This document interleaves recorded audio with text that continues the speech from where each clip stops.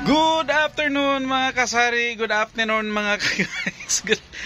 Intro pa lang, bulol na si Kuya AG. So may isi-share ako sa inyo today, and ito is tungkol sa ating loaf bread. Ito yung inihintay kong magdating or dumating. Dumating na talaga siya. In fact, nakabenta na ako ng 4 na loaves, and meron pa tayo dito 3 loaves na naka-display, and katabi talaga siya na aking peanut butter. At last, may partner na ang ating peanut butter, guys. So, di na siya mabitin. Pero actually, kahit wala pa or di pa dumating ating loaf bread, is nakabenta na kami ng 2 baso nitong ating peanut butter na tag 80 pesos. So ito talaga yung hinahanap ng mga customers, ang ating bread box at saka ang ating peanut butter. So bago maubos ang ating tawag nito, ang ating peanut butter na malinamnam at masarap, dumating na si bread box. At least nakahabol si bread box.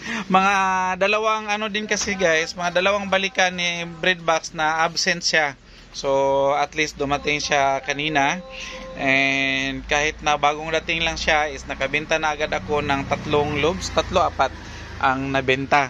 So ito na lang ang naiwan, 6, 7 loaves na lang ang naiwan sa ating lami na bread box na cream bread or bread box na bread box.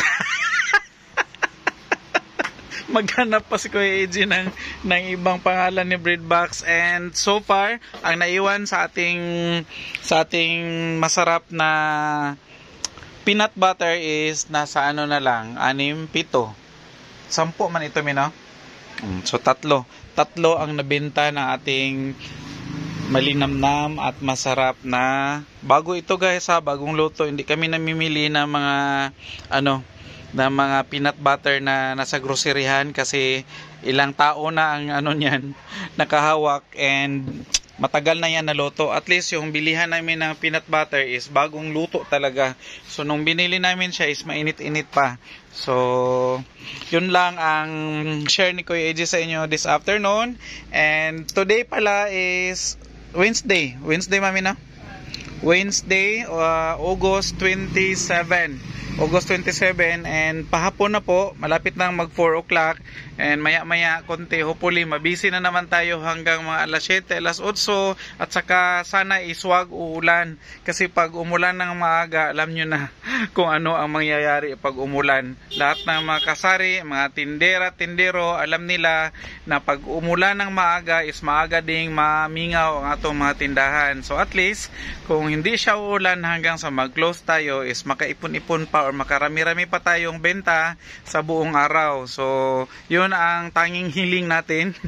Iba yung hiling natin kaysa sa mga guys, mga mag-uuma or mga farmers, kasi ang hiling ng mga farmers is dapat umulan. Sa atin kasi is gusto pa rin natin ng ulan, kasi ayaw natin ng mainit, pero yung wag lang sanang maaga na kahit alas 6 pa or alas 7 o ulan na, para makabenta pa tayo ng marami-rami.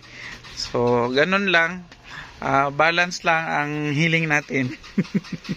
Kasi kung i-impose natin kung ano yung gusto natin, at saka lahat ng mga tao is i-impose kung ano gusto nila, maglibog ng Ginoo, guys, kung sa itong gusto.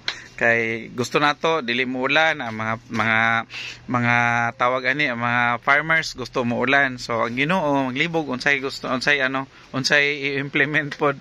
Pero above all, Ginoo pad gihapon ang matuman. So ang ato lang, guys, is prayers, and yung sana'y magiging healthy tayo always, and lahat ng mga blessings, kung hindi man ma-receive agad, antayin lang natin. Basta alam ng Diyos kung ano yung para sa atin, kung ano yung gusto natin, at saka still manatili tayong madasalin, at saka laging manalig sa Kanya. And that's all na lang muna for today, mga ka-guys. God bless us all, and bye-bye!